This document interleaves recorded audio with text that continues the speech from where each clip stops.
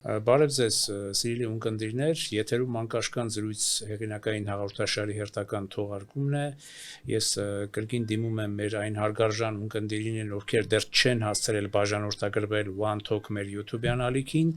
Խնդրում եմ նրանց ընդամենը սեղմել զանգակոճակը եւ բաժանորդագրվել մեր One Talk YouTube-յան ալիքի, որի համար հայտնում եմ իմ խորին շնորհակալությունը։ Այսօր մեր զրուցակիցն է Ազատ Արշակյանը, բարև ձեզ պարոն Արշակյան եւ շնորհակալություն, որ հերթական անգամ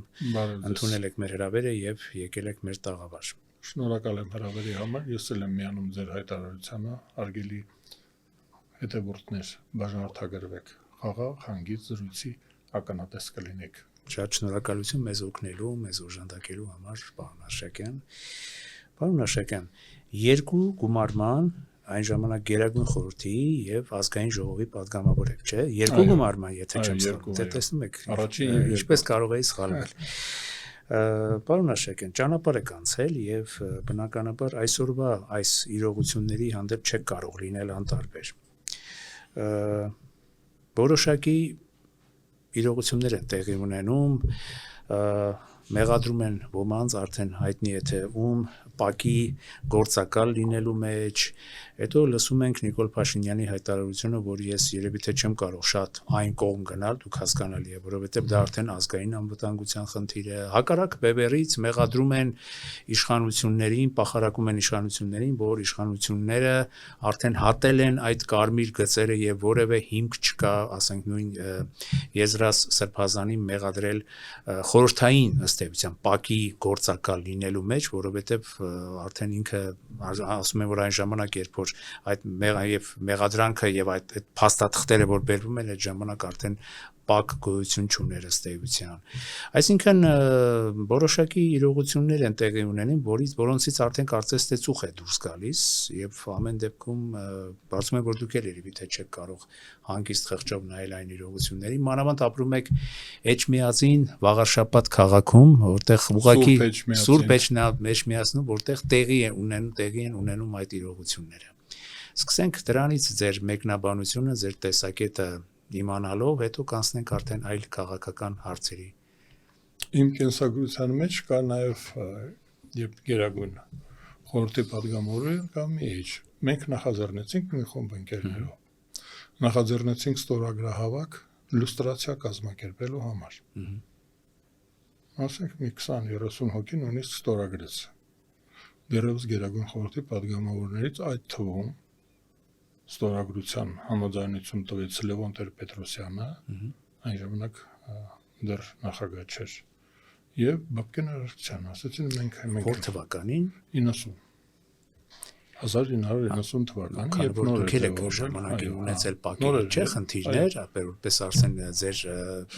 կարծիքը, ձեր տեսակետը շատ ավելի հետաքրքիր կլինի։ Քանի որ լյուստրացիայի նայի մասին խոսեցիք, այո, մենք նախաձեռնեցինք մի 30 ստորագրություն հավաքվեց, ես ասում եմ, որ կստորագրեին, ասացին մենք կստորագրենք Տեր-Պետրոսյանը եւ Բաբկեն Արարքցյանը, ու հետո դադարեցրեցինք մենք այդ ազգային այն ժամանակվա ազգային անվտանգության ծառայության պետը Հուսիկ Հարությունյանը, ասաց, որ իզուր եք դա անում, քանի որ պաշտոնական, ասենք անձնական զրույցի ժամանակ չէ։ Այս ստորագրությունները, երբ որ հավաքվել էին, պետք է ինչ-որ թիվ հավաքվեր, որ դառնար պարտադրանք ազգային ժողովում Գերագույն խորհրդում դառնար օրենքով էլ արդեն ասեց, ուղղակի արխիվը չունենք մենք։ Հասկացա։ Ասեց, մենք լուստրացիա չենք կարող անել, որովհետև ագենտուրայի այդ բաները, փաստաթղթերը բոլորը մի քանի տարի առաջ Պերեստրոյկայի ժամանակ Հայաստանի Հանրապետությունից տալու են, ասեցին կարող են կողմնակի ձևով ինչ որ բաներ գտնել, բայց դա չեն կարող դնել սեղանին քարտը, նույնիսկ ասենք այն սկզբնական Ստալինյան ժամանակներին, նույնիսկ ասես բոլորը տարել են, հետո ում էլ որ գտնենք, եթե գտնենք, դա արդեն լուստրացիա չի, խճանկարային ինչ-որ բան։ Ստալինյան ժամանակ են տարել, ոչ թե Պերեստրոյկա։ Նույնիսկ Ստալինյան ժամանակներին են տարել, ասեց կարող ենք գտնել կողմնակի բաներով, բայց ասեց օրենքի տեսակետից դա խոցելի է։ Քարտը չկա։ հավաքագրման նպատակը, դրանք բարդ բաներ են, էլ, այսինքն հավաքագրող կա, նպատակի, որոշակի նպատակի համար է հավաքագրվում ագենտը։ Խոսքը հետախուզության մասին չի, ստուկաչների մասին է խոսքը, այդպես էին կոչում, դրանց անունը մատնիչներ էին, որ ասենք ուսանողները իրար են մատնում, կոլխոզնիկները իրար են, 4 միլիոն մատնություն է եղել, որի հետևանքով, ասենք, 1,5 միլիոն գնդակահարություն է եղել։ Որտեղից այդ թիվը 4 միլիոն Ստալինն է հայտարարել։ Ստալինը, ես ինչ որ ասում եմ, դա Ստալինյան։ Դրանք մարդիկ էին, կներեք, որոնք բոլոր դեպքերում կար երկիր, կար երկրի անվտանգային մարմին, տվյալ դեպքում ՊԱԿ-ը, եւ ասինքն այդ մարդկանցից գուցե շատ-շատերը նաեւ հավատալով այդ երկրին մի հատ գանք նաեւ իրենց դիրքերից եւ նաեւ հանգամանքների բերումով նրանց ասում էին, որ այ դուք պիտի համագործակցեք մեր անվտանգային մարմնի հետ, վնասազերծելով ժողովրդի թշնամիների, վնասազերծելով պետության դեմ լայն իմաստով գործող մարդկանց։ Այսինքն եւ շատերի մեջ էր, քանի որ պատկերացրեք այն ժամանակ ոմանց մեջ, չեմ ասում ամբողջ 100%-ով, բայց շատ-շատերի մեջ, քանի որ դա կար համոզմունք, որ մենք մեծ երկրի մեծ տերությամբ արդար պետության քաղաքացիներ ենք, մենք պիտի պաշտպանենք այդ արդար պետությունը, այդ պետության թշնամիներից եւ համագործակցենք այդ պետության անվտանգային ծառայության հետ։ Ձեր ասածի հետ մեծամասամբ համաձայն եմ, չկրկնեմ, բայց մի ոչ թե պետությունը, այլ ռեժիմը, կարգը, հասարակարգը պաշտպանելու, որովհետև, ասենք, Եղիշե Չարենցը կամ Աքսել Բակունցը, նրանք պետության դեմ չէին, նրանք ռեժիմի դեմ էին։ Ես ասում եմ, Գումիլյովը ռուսներից հա վերցնենք, տասնյակ հազարավոր մարդիկ, 600 թե 700 հազար հենց այդ հոդվածով, այդ մատնության հողի պաշտոնական թվերն եմ ասում, որ կա։ Դա հրապարակային թվեր են կա, որ վիճում են 1,5 միլիոն է, թե 700 հազար։ Այ ռուս պատմաբանները դա քննարկում են, ինչքան մարդ է ներքին դրանք Գերմանիայի հետ համագործակցողները չեն, Ճապոնիայի հետ այսինքն շպիոն չեն։ Դրանք, որոնք որ ասում են, օրինակ, կոլխոզը սխալ է, կամ անեկդոտներ են պատմել, կամ Ստալինի մասին են խոսել, կամ Խրուշչովի, այսինքն ղեկավարության եւ ռեժիմի, այ կոմունիզմ լինելու է, թե չէ, անեկդոտ պատմելը, կոմունիզմի մասին ընկերներով հավաքվում, անեկդոտ էին պատմում, մեկ անեկդոտ էր պատմում, առավոտը գալիս էին այդ մի հոգին պակասա, գիշերը տարել են, 58 հոդված կար, քրեական օրենսգրքի 58-րդ հոդվածն էր, հետագայում դարձավ 301 Հայաստանում, սովետական Հայաստանում եւ 65-67 հոդվածներն էին, քրեական օրենսգրքի հակասովետական պրոպագանդա եւ ագիտացիա։ Դուք պատկերացնում եք ինչի մասն է, այսինքն եթե դու սովետական միության ռեժիմի դեմ, կոլխոզի նախագահի դեմ կատակ ես անում, կամ էլ դժգոհում ես, որ շատ ես աշխատում, քիչ ես ստանում։ Այ ընկերներից հետ մեկը գրում էր. «Սույնով հայտնում եմ ձեզ, որ նկարահանման ժամանակ հյուրերը այսպիսի կարծիք հայտնեց, այսինքն խնջույքի ժամանակ այ մատնիչը, տեսեք, կարևոր է հայրենիքին ծառայելը, գնալ կռվելը, ասենք Բաղրամյան, Բաբաջանյան լինելը, դա այլ բան է, բայց երբ որ քո տանը եւ ընդհանրապես այդ Օլեգ Կաշևոյ, կային մարդիկներ կային, չէ, որ հարազատներն էին, մեր Գայանեն Սպարտակ օպերայից բացի մենք մի ուրիշ օպերա բալետ ունեինք, բալետից ներողություն։ Գայանեն գիտեք ինչով էր հայտնի։ Ինչով։ Որ մատնում էր իր հարազատներին։ Հետո փոխեցին հովիվների ու սուսերով պար դարձավ։ Այսինքն դա բան էր հարազատին մատնելը։ Հարազատները իրար օրինակ խանդոտ կինը կարող էր ամուսնուն բերդ ուղարկել սուտ մատնությամբ։ Մենք դա որտեղից գիտենք։ 1939 թվականին Սովետական միությունը ինքը հայտարարեց, որ համը հանել ենք։ Այդ որ ասում ենք 4 միլիոն մատնագիր է եղել։ Այսինքն պարզվեց, որ տեխնիկական կադրերը ոչնչացվել են կեղծ մատնությունների ու լսել եմ, որ կներեք, լսել եմ, որ ներքին կարգով նույնիսկ Եժովին հետո, չէ, գնդակահարեցի, Յագոդային, չէ, ասենք բոլոր չեկիստները, ղեկավարները գնդակահարվել են։ Եժովը, Յագոդան, Բերյան, աբակումը Հա։ վերջին հաշվով այս վերջում GKÇՊ-ի ժամանակվան նրանք էլ բոլոր, այսինքն պարզվում է, որ չեկան իր ագենտներով, ոչ թե պետությանն է ծառայել, այլ պետությունը խարխլել է։ Այսինքն խարխլման խնդիրը կա, որ դա պետությունը չի ամրացրել, մատնությունը, մատնիչը, ընկերոջը, դասընկերոջը, ընտանիքի անդամներին մատնելու գաղափարն է։ Հիմա եթե մենք վերադառնանք մեր ժամանակներին, ես ասացի, որ մենք նախաձեռնել ենք, ասել ենք չկա։ Մեզ պաշտոնական բանացին, որ չունենք, արխիվները տարել են, ճիշտ ժամանակին հեռացրել են։ Թե Ստալինի ժամանակ, պարոն Աշակյան, թե բոլորը, դրանք ասենք մի բեռնատար, Գորբաչովի Գորբաչովի ժամանակ մի բեռնատար մատնիչների ցուցակը, ես ասում եմ, կարելի է հիմա օրինակ գտնում են։ Այն ժամանակ դա համարվեց մի քիչ իմ մարգագիծը, որ ես ասում եի, բացահայտենք, նախ ես ասում եի, որ ես համաձայն եմ, ես այդտեղից սկսեցի ասել, ես համաձայն եմ, տալիս եմ իմ համաձայնությունը, որ իմ վերաբերյալ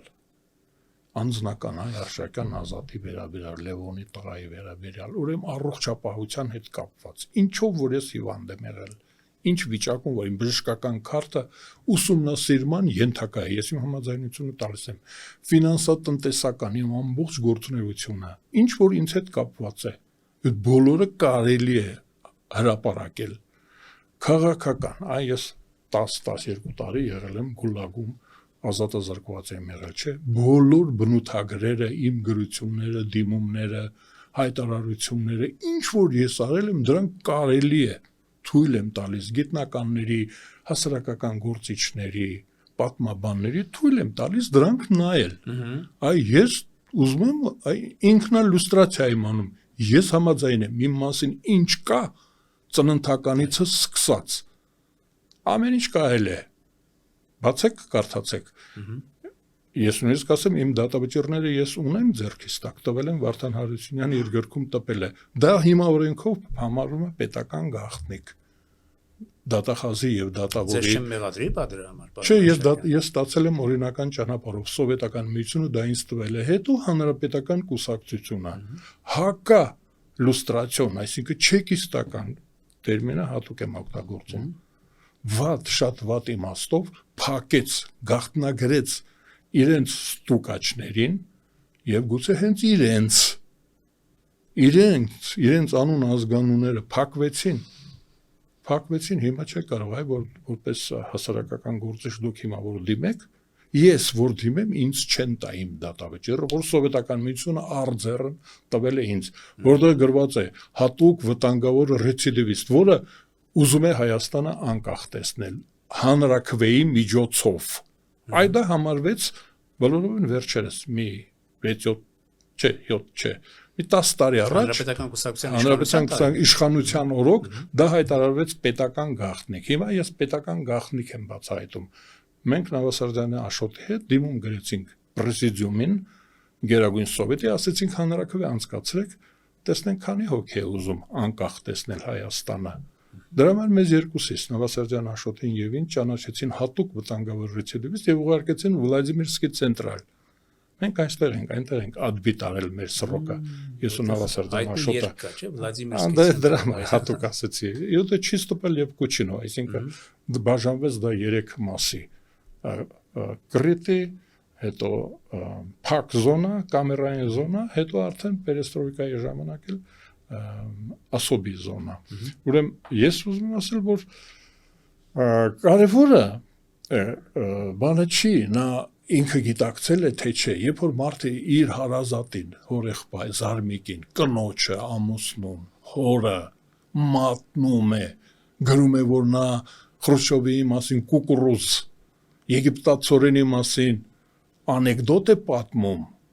դա է վատը, հիմա մենք լուստրացիան ինչի ենք ուզում, որ բոլորը իմանան, որ թեկուզ 100 տարի հետո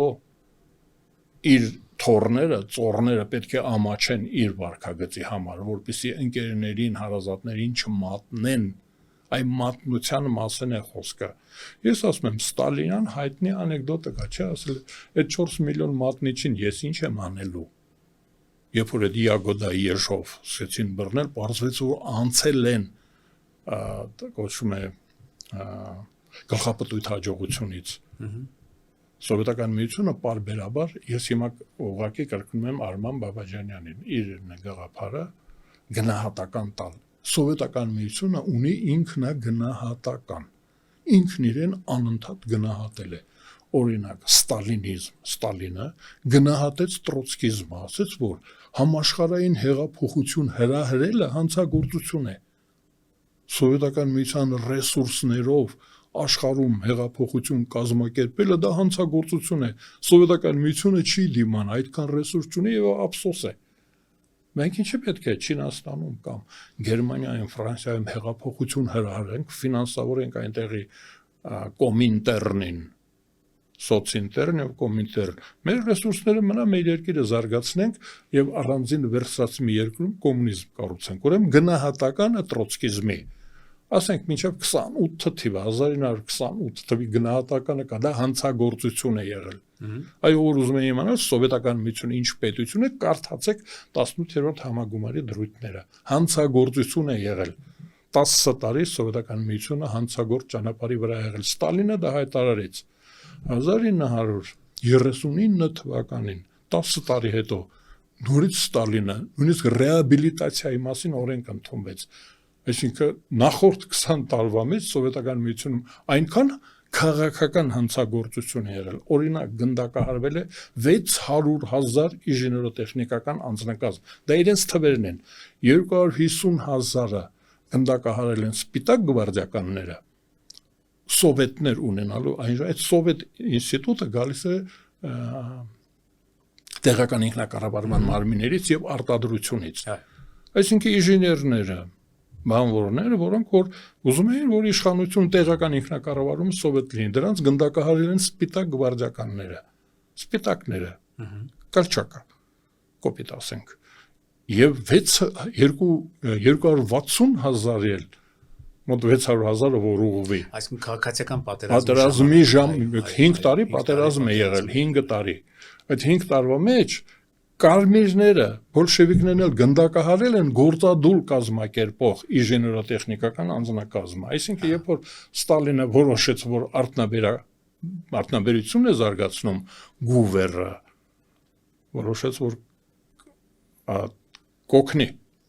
եւ Ռուզվելտը կօգնեն սովետական միությունը, որպեսզի ոտքի կանգնի պայմանով, որ հետ քաշի իր հեղափոխականներին աշխարհից գնացեք, ձեր երկիրը կառուցեք, ապրեք։ Դա էր Գուվերի եւ Ռուզվելտի ծրագիրը, դա էր հետ քաշվեք, գնացեք ձեր երկրում հեղափոխություն արեք, ինչ ուզում եք արեք։ Մենք արտոնաբերությունը, Գոերլոն, էլեկտրոկայանները եւ արտոնաբերությունը տալիս ենք։ Ուրեմն այդ ժամանակ պարզվեց, որ կադրեր չկան, գնդակահարվել է 600,000 ինժեներոտեխնիկ, ինժեներները, հրամանատարները, սպաները արտոնաբերության գնդակահարված են։ Ու թվերը Ստալինի ժամանակ տպեցին եւ ինքը ռեաբիլիտացիայի մասին օրենք ընդունեց։ Այդ ռեաբիլիտացիայի մասին օրենքը Ստալինի ժամանակ 39 թվականին է ընդունվել։ Այսինքն արդարացնել հանիրավի զրպարտված կեղծ մատնությունով դատապարտված մարդկանց, կեղծ մատնիչներ։ Այսինքն դա դառել էր կանվեր, մատնիչը եւ պատժիչը համագործակցում էին, ում ուզում էին վերացնել, մատնությունը սարքում էին։ Հիմա եւ այլն, ես շարունակեմ, ասում եմ, հակարել է հետեւել Արման Բաբաջանյանին, հանուն հանրապետության կուսակցությունը դա բան է, բարբերաբար կրկնում եմ։ Միգուցե անցնենք ձեր թույլտվությամբ մեր հաջորդ հարցին, այս դրա մասին դեռ երևի թե խոսենք հետագայում, որովհետեւ դեռ շատ իրողություններ պիտի պարզվեն, մասնավորապես այն ինչ որ այսօր է տեղի ունենում, երևի թե այսպես մի տեսակ 3 կետերով թողնենք այդ հարցը եւ անցնենք այսօրվա տեղի ունեցող այս քաղաքական իրողությունների ձեր մեկնաբանմանը, քանի որ պարոն Աշակյան, ես գիտեմ, որ դուք փորձել եք միշտ էլ մեր զրույցների ընթացքում, ասենք ունենալով ձեր մոտեցումները, ձեր տեսակետները, այսպես դեպի ձեր տեսակետները եւ իրողությունները տանել դեպի բալանսավորման դաշտ, նույնիսկ մենք իրար հումորով ասել ենք, մենք միասին ընկերներով թեզեր ենք առաջարկում, եւ այսօր էլ տեղի ունեցող իրողությունների վերաբերյալ մասնավորապես Կայա Կալասի այս հայտարարության մասնավորապես եվրոինտեգրմանը վերաբերող այս որոշ գործողությունների հետ կապված Թրամփի ուղու ոմանց համար Թրամփի Միչանսկի հետ կապված որոշու բանով ասենք ես եւ նաեւ շատ ու շատ շրջանակներ տեսնում են լուրջ վտանգներ օրինակի համար եթե այսպես ասենք որովհետեւ անդիմադիր որոշակի շրջանակներ ասում են բա լավ հասկանալի է արել ես ուղին Նիկոլ Փաշինյանին եւ նրա վարչակարգին բա լավ եթե մյուս տարածաշրջանային խաղացողները հանկարծ եւ իրականում Վելայեթիի վերջին կոչը որ տարակուսանք է եւ կասկածի տակ է դնում եւ նույնիսկ վտանգավոր է համարում այս Թրամփի ուղին կամ Միչանսկը ըստ էության որից նա տեսնում է թուրանականության հոտ, որից նա թուրանականության հոտ է առնում միակողմանիության եւ ասում է որ սա մեզ համար որոշակի իմաստով արդեն վտանգ է։ Այն Իրանը որ ժամանակին ասում է այո մենք կողմնակից ենք կոմունիկացիաների բացմանը եւ այլն Ռուսաստանը մասնավորապես էլի որպես ոմանք ուզեն թե չուզենք տարածաշրջանում ներգրավված եւ կարեւոր երկիր դարձյալ դեռ իր դրական տեսակետը չի հայտնել, չնայած էլի կողմը ասում է, որ ես էլի կողմ եմ, որ կոմունիկացիաները բացվեն եւ Հայաստանի, Ադրբեջանի միջև խաղաղություն լինի, հայ-թուրքական հարաբերություններ կարգավորվեն, որևէ խնդիր չկա։ Չեք տեսնում, որ այսօր պիտի իշխանությունների մղել ըստ ընդդիմադիր հատվածի, ասած կոչերի, որ այս բալանսը պահպանվի, որ այս ամենը, այս կոմունիկացիաները կամ Միչանսկը կամ չգիտեմ ինչպես են դա մեկնաբանում, դառնա Հայաստանի համար անվտանգության այսպես ասած բանաձև, այլ ոչ թե ընդհակառակը դառնա ինչ-որ միակողմանիության բանաձև, որի հետևանքով մեր անվտանգությունը կդրվի լրջագույն հարցականի տակ։ Որ մասին պատասխանեմ, որ հասցնեմ։ Ես մի քիչ երկար տվեցի կներեք։ Մի քանի հարց կար։ Այո։ Այդ կայակալասից։ Եկեք Միչանսկից գանք, միտո կայակալասին գուցե այդպես։ Միչանսկը նախ մեր գերագնահատում են մեր ազդեցությունը, նշանակությունը եւ դերը այդ հարցում։ Առավելևս ընդդիմությունը ինքն իրեն է գերագնահատում իր խոսքի ուժը, իր ազդեցությունը գործերի ընթացքի վրա։ Եթե Ամերիկայի Միացյալ Նահանգները արևմուտքի լիդերը, ժողովրդավարական երկրների լիդերը, որի ռազմական ծախսը ամբողջ աշխարհի ռազմական ծախսից մեծ է։ Այսինքն հենց այնպես ժողովրդավարություն եւ սոցիալական ծառայություններ չի Ամերիկայի Միացյալ Նահանգները, դրանք հրթիռներ են, միջուկային զենք է, նավատորմ է եւ որակյալ զենք զինամթերք է։ Ուրեմն, եթե Ամերիկայի Միացյալ Նահանգները որոշել են, որ այստեղով պետք է ճանապարհ ունենան իրենց նպատակների, իրենց շահերի համար, Հայաստանի Հանրապետությունը չի կարող իր նավատորմով, իր հրթիռներով, իր տիեզերական ուժերով արգելել։ Չի կարող։ Օրինակ Իրաքը փորձեց արգելել կամ Սիրիան։ Մենք գիտենք ինչ եղավ նրանց հետ։ Մենք չենք ուզում Իրաքի եւ Սիրիայի ճանապարհով գնալ։ Ամերիկայի Միացյալ Նահանգները ուզում են այստեղով ճանապարհ ունենալ։ Հիմա Իրանը եթե բան ունի ասելու, իմիջիալոց ասեմ Իրան, երբ որ մենք ասում ենք, դա նացիստական Գերմանիային նմանակելներ,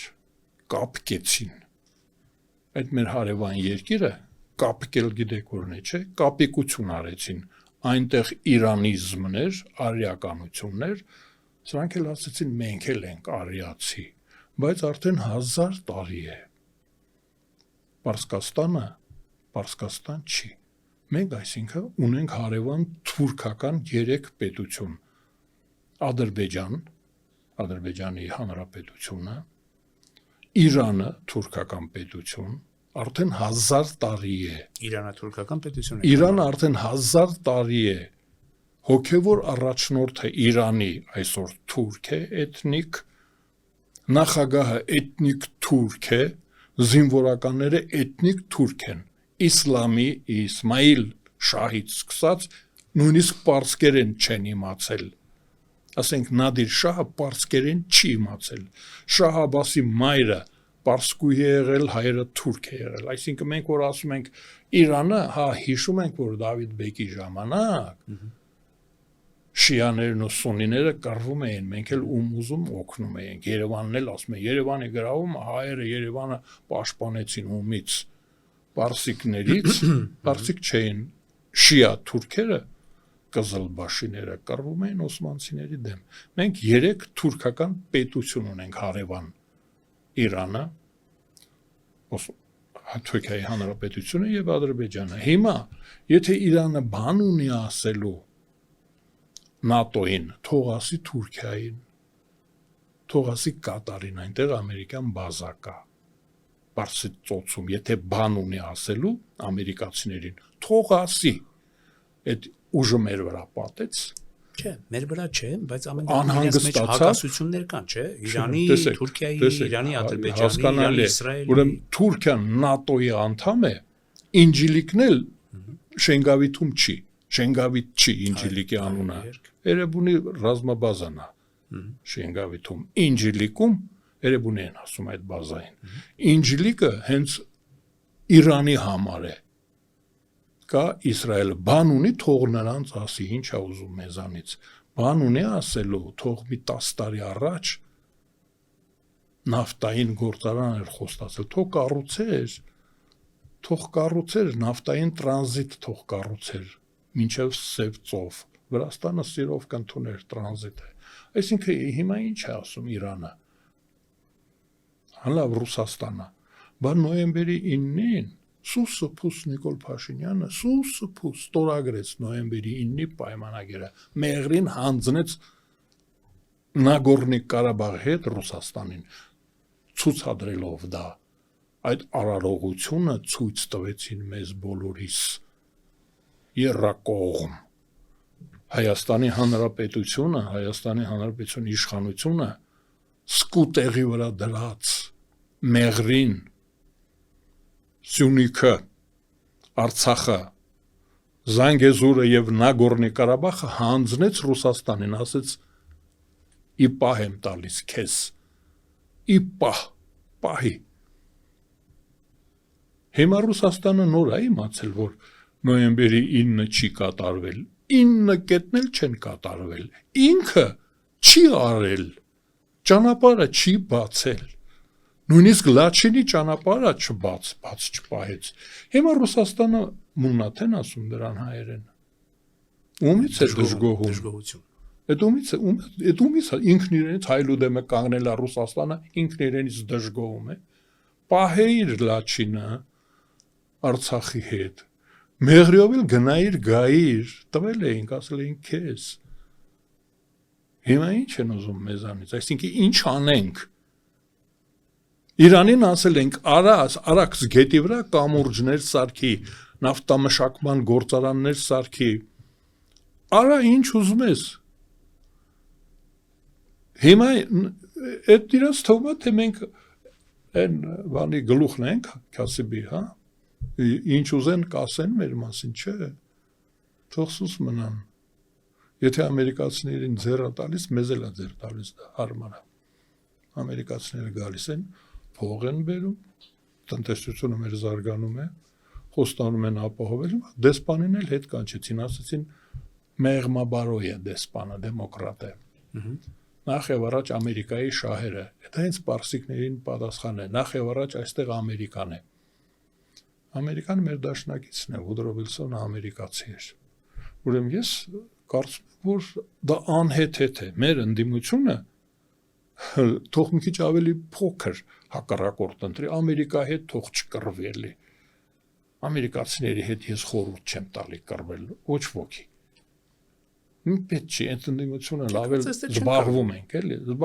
էլի, երբ որ որևէ գրեհիկ բան ենք ուզում տեսնել, միացում ենք, նայում ենք էլի ընդդիմությանը։ Կարծես թե չեն կռվում, ուզում են, որ բոլոր դեպքերում իրենց տեսակետով Հայաստանը լինի ավելի անվտանգ, ավելի եւ տեսնելով որոշակի մատնանշումներ են անում իրենց տեսակետով, որ բոլոր դեպքերում տարածաշրջանային գլխավոր, այսպես ասեմ, խաղացողների, դերակատարների ներգրավվածությունը, եթե չլինի, այլ լինի միակողմանի նրանք ասում են ավելի շուտ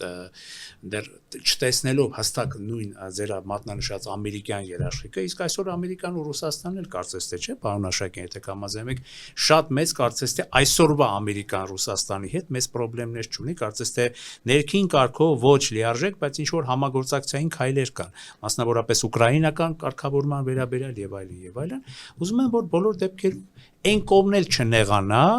որ ինչպես չէ Վարդան Օսկանյանի ժամանակ կար, որ ասում են կոմպլեմենտարիզմը լինի եւ այդ կոմպլեմենտարիզմը ապահովի բալանսավորված, դարձյալ հիմա էլ Նիկոլի բանը ասեմ, բալանսավորված քաղաքականությունը, որովհետեւ ըստ էության Նիկոլ Փաշինյանը ճիշտ է, ոմանք ասում են, որ չէ, դեպի արևմուտք է գնում, ես ընդհանրապես տեսակետներն եմ այս դեպքում փոխանցում, ոմանք էլ ասում են, չէ, ամեն դեպքում Նիկոլ Փաշինյանը անգամ նույնիսկ ծայրով այդպիսի տեսակետ եմ լսել, որ չէ, նույն ռուսական դաշտում աշխատող դեմք է։ Ես երկու դեպք հուշել եմ վարձահատույց նվիրում եմ ընդդիմությանը։ Աշխարհում կար Կադաֆի եւ Սադամ Հուսեյն։ Նրանք համաձայն չէին Ամերիկայի Միացյալ Նահանգների ծրագրերի հետ։ Այո։ Ոչ միայն համաձայն չէին, համարձակվում էին դրա մասին խոսել։ Հիմա ինչ են ուզում, որ մենք Ամերիկայի հետ կռիվ անենք, իրանք համաձայն են Սադամ Հուսեյնի կամ Կադաֆիի ճակատագրին արժանանալ։ Ամերիկացիները փափկասիրտ չեն։ Ես ասում եմ, օրինակ կա, ով համաձայն չի, ներկա բացակայեն անում ամերիկացիները, ով է Ամերիկային դեմ, թող ձեռք բարձրացնի։ Դա մեկ, այսինքն չարժե Ամերիկայի դեմ այստեղ խաղեր տալ։ Մյուս երկրները նույնպես, են փոքրիկ Իսրայելը, հրեական պետությունը, 2 շաբաթ, 12 օր, դյուժին, էլի 12 օրը հատուկ արեցին, որովհետև անգլոսաքսոնները դյուժին տերմին ունեն, դյուժին, էլի 12 օր ռմբակոծում էին Իրանը, թող գնար, թող գրավեր Իսրայելը, թող բան ուներ ասելու, ես ասում եմ, Ամերիկայի հետ թող մեզ չկրվածնեն ընդդիմությանը, կամ որևէ մեկ, մենք չենք ուզում Ամերիկայի հետ կռվել, մանավանդ 1 միլիոն հայ կա, մենք մեր հայրենակիցների հետ չենք ուզում կռվել, քաղաքացիական պատերազմ չենք ուզում։ Հիմա արդյոք ավելի անվտանգ կլինի մեր երկիրը, եթե մենք միանանք Իրանին եւ պայքարենք Ամերիկայի դեմ։ Չէ, որևէ մեկի դեմ չէ, ոչ էլ որևէ Ռուսաստանի միանանք ու ասենք, իրենք ասում են պայքարենք, ասենք Թուրքիայի եւ Ադրբեջանի, պարզապես նաեւ չհանենք իրենց ներգրավվածությունը, քաղաքական, ազդեցության ներգրավվածությունը, որպեսզի նրանց կողմից էլ, այ ոնց որ դուք եք ասում, Ամերիկայի հետ էլ խնդիր չունենանք, բայց նրանց հետ էլ խնդիր չունենանք։ Կարող է այդպիսի մի թեզ մենք ձեզ հետ այսօր առաջարկենք եւ իշխանությունները ընդունեն եւ մեզ վաղը հրավիրեն կառավարության շենք Նիկոլ Փաշինյանի մոտ ընդունելության, պարոն Աշեկյան։ Ես ձեզ հետ սիրով կգնամ։ Չէ, լավ կլինի մենք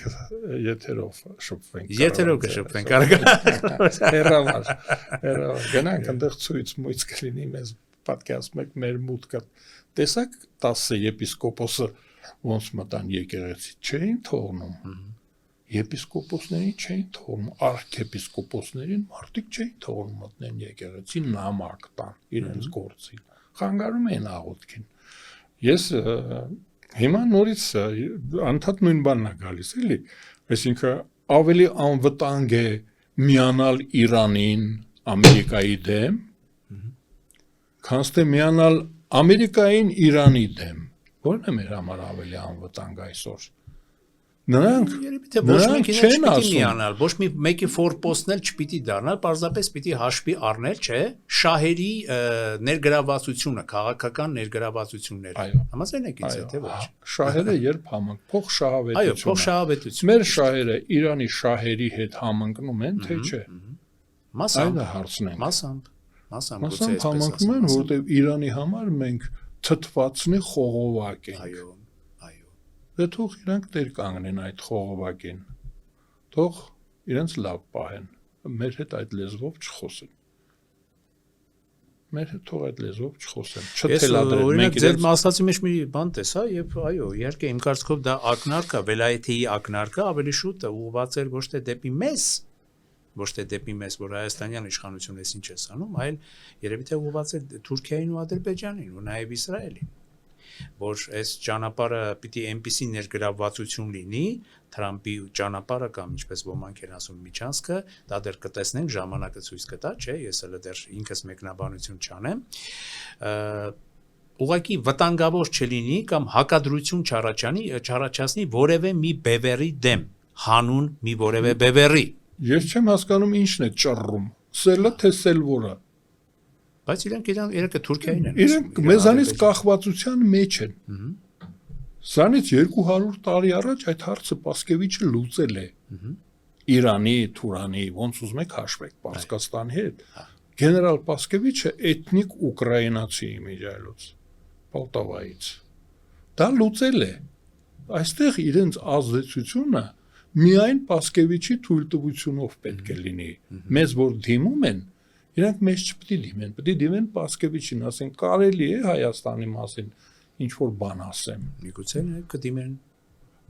Դե թող դիմեն, նրանց հետ էլ պայմանավորվեն։ Այո։ Տեսակ էլի թեզ առաջարկեցինք ձեզ հետ միասին։ Թող դիմեն Պասկևիչին։ Այո։ Երբ որ նոյեմբերի 9-ի փաստաթուղթը ստորագրվում էր, Պասկևիչն էր, չէ՞, ստորագրում։ Հիմա Պուտին է Պասկևիչի ազգանունը։ Էլի պայով, Պասկևիչ։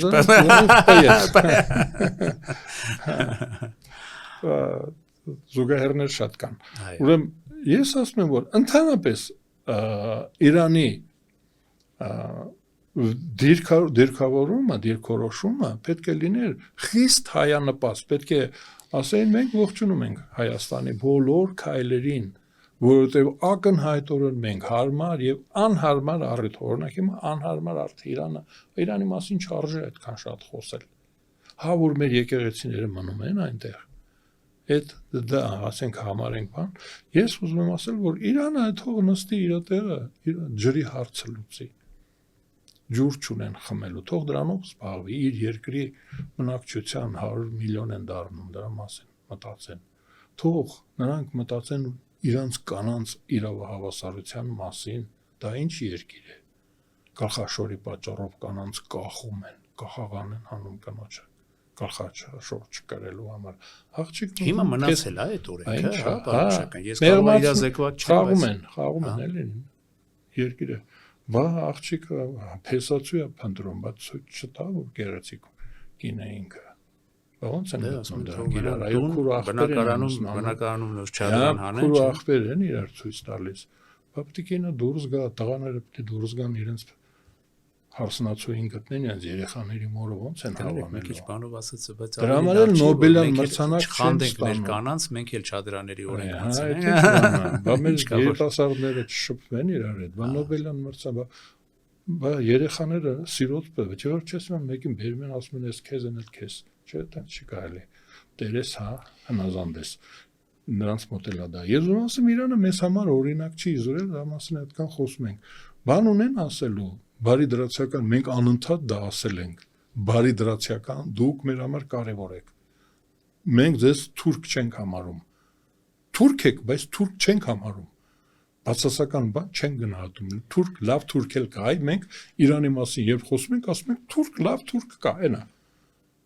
Իրանի իշխանությունը թուրքական իշխանություն է արդեն 1000 տարի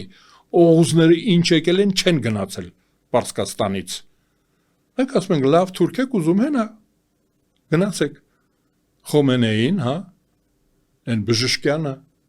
հենա բժշկյանը լավ է թուրք է ով ասում որ թուրքը լավը չի լինում հենա բժշկյանը թուրք նորմալ թուրք է մեկ իսկ Ռուսաստանի մասով Ռուսաստանին է, բայց էլ ինչ անենք։ Պետք է իրանց գնացինք Բերլին իրանց հետ միասին։ Մենք այդ գերմանացիների հետ ընդհանրապես խնդիր չունեինք։ Ընդհակառակը գերմանացիներն ասում էին։ Գիտեք, չէ՞ այսօր ինչ օր են այսօր Նժդեհի զոհվել է այսօր 55 թվին։ Իրավունք չունեին նրան Վլադիմիրում պահելու։ Նա Բուլղարիայի քաղաքացի էր։ Իրավունք չունեին, նա պետք է այնտեղ դատվեր Բուլղարիայում, ուրեմն բերել էին հատուկ, նժդեհին հատուկ բերեցին տանջամահարեցին բանտում, Նժդեհի գերմանական լեգիոնը, որ ասում են բա ինչի, բայց Գերմանիան մեզ ասում էր, գրավում ենք, ձեզ տալիս ենք պետություն 6 վիլայետ, վստահ որ կտար, դե հիմա արի կոֆե խմեք բաժակնայենք, ես ասում եմ նրանք հայտարարել են, բայց ասում էին, հետո Նժդեհին էլ բոլոր դեպքերում Նժդեհի այդ ստեղծած լեգիոնները այդպես էլ ըստ որոշակի տեղեկությունների գործի մեջ չդրվեցին։ Մեր հարևանները 3 հարևան ունեին, 3-ն էլ լեգիոներական էին։ Ես այնպեսի տեղ եմ ծնվել։ Չէ, բանտում որ նրանց հետ եղել են վլասովականների հետ։ Էդ էլ նվեր էր էլի, որ ես անձամբ տեսել եմ մարդկանց հետ, Վլասովականների հետ։ Այո, Ռոան։ Ռուսская освободительная արմիա։ Այսինքն նրանց հետ ես սպաների հետ, բա որ ասում են ասոբապասներ, ռեսիդիվիստ, այդ ես եմ։ Ես նրանց հետ նստել եմ օֆիցերների հետ, ռուս օֆիցերների հետ, որոնք որ ասում են Ռուսաստանը մենք ազատում ենք ստալինիզմից, Գերմանիան միևնույն է չէր մնա, չկար այդքան ռեսուրս, Գերմանիան չուներ աշխարհը գրավելու։ Կներեք, Ռոայի այդ ներկայացուցիչների հետ դրանք սպաներ էին սովետական բանակի, որոնք ըստ էության անցել էին վլասովականների կողմը, հա։ Այո, հետո Գերմանիայի պարտությունից հետո իրենց հանձնել էին 20-25 տարի ստացել են, հետո 10 տարի, 35 տարի նստած էին։ Հա, արդեն տարեց սպաներ էին, հա, փաստորեն։ Հա, իմ տարիքում են, ես երիտասարդ եմ։ Երևի ցարական ժամանակների, այսպես հա, արմատներ Չէ, 20-ական թվականների ծնված տղաներ են, այսինքն նրանք 15 թվին, 1915 թվին, որ կապիտան է եղել, լեյտենանտ կամ մայոր է եղել, սովետական բանակում գերի է ընկել, 3 միլիոն գերի ունեին, իմիջիալուց 2 միլիոն էլ հրացան էր հանձնվել, գերիները զենքով էին հանձնվել, չկար 2 միլիոն հրացան, չկար, տրանսպորտը փրկվել էր, այսինքն նստել մեքենաները, ովքեր որ հասցրել փախել էին, ով որ մեքենայով չեղել, գերի էր ընկել, այդ գերիների մեջ ռուս գերիները,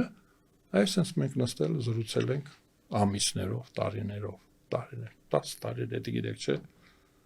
Պարուկամ, որ ասում են, այո, ձեսից պարուկամ, ձեսից պանագամ, այդ իրավազորքները, նրանց